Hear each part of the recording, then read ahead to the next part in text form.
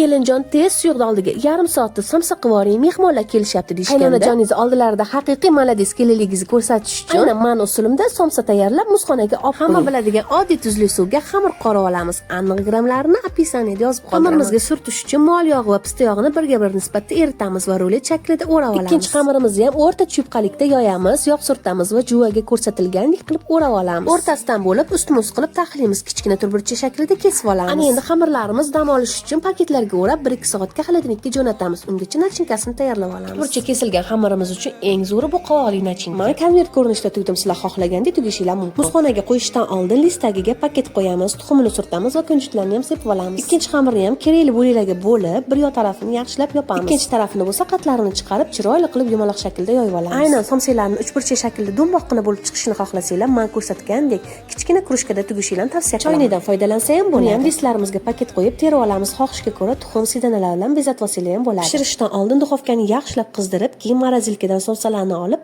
tezgina duxovkaga jo'natasiz. Ana endi meni yo'qotib qo'ymaslik uchun kanalimga tez ulanib olinglar. Hammaga yoqimli ishtaha.